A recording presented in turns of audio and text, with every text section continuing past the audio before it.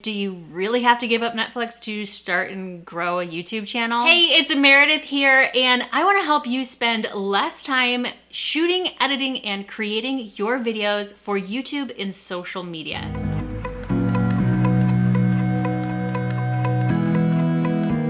Now, it's no secret that creating videos tends to be thought of as one of the more time-intensive types of content to create. And so a lot of people shy away from it. But for people like you and I who know the benefits and the power of using online video to build an audience, a brand, and create a business online, sometimes it's still tricky for us to find time to fit creating videos into our schedule, even though we have the desire to do it. We have jobs, families, household duties, life commitments, and many of the gurus out there will actually tell you, you just need to prioritize. There's nothing wrong with feeding your kids cereal for dinner every once in a while so that you can get a YouTube video out this week. You know, every once in a while, every week, whatever you gotta do. But is juggling your commitments around really the solution? And do you really have to give up Netflix to start and grow a YouTube channel?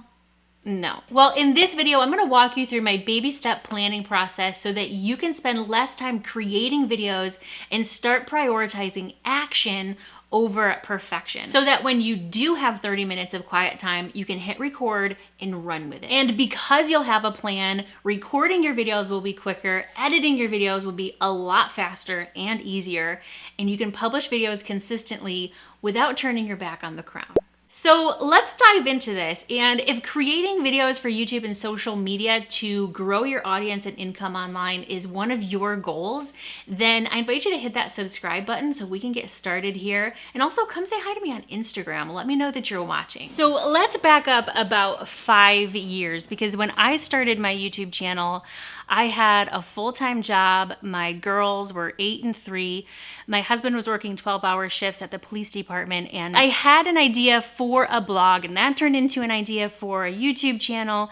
And I felt compelled to do something with my ideas, my skills, my dreams, my goals, and actually monetize them. And so I decided to prioritize these ideas because at the very least, it was a fun endeavor, a creative hobby.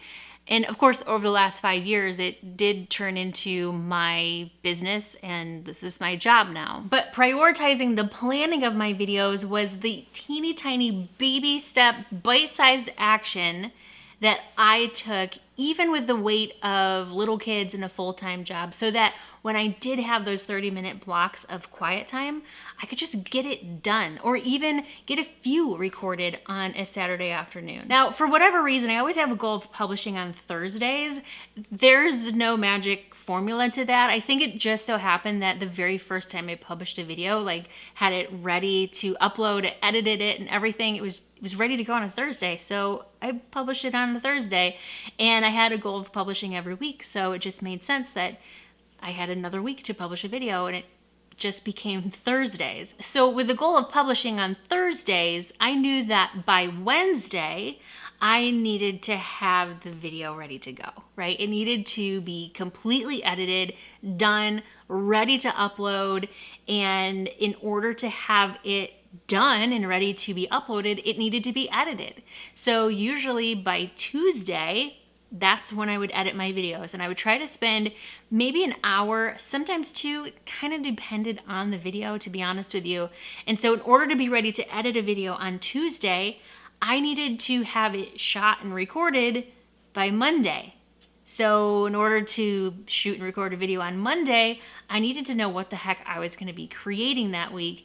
And so on Sunday night, I would look at my notes in Evernote, and I would pick a topic, or sometimes I would already know what my topic was going to be. So using my phone, I would make sure I had an outline of what I needed to say in my video. Sometimes I would script out the whole thing if I had that time, and I was on my phone. So you can do this watching television. You can do this when you're in the car pickup line. I used to do it when I would lay in bed with my kids at night, waiting patiently for them to fall asleep. You find time to scroll Instagram, so you can find time to put a video script together. So by Sunday evening, I knew what I was going to be publishing that week. I had an outline so that on Monday, All I had to do was set up my camera and my lights and my microphone and hit record.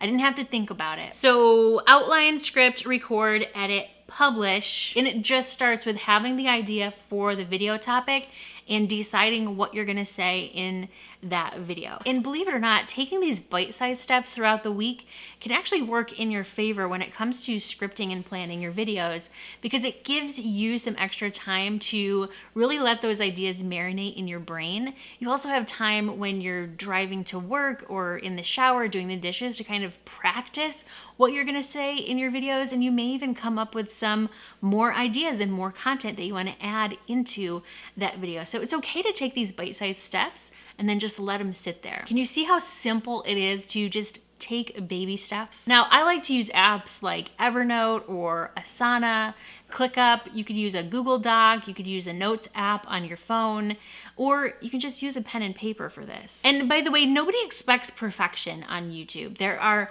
plenty of examples of people who are getting tons of views and making money with very imperfect and sometimes even pretty darn bad looking videos. I mean, just look at mine when I first started.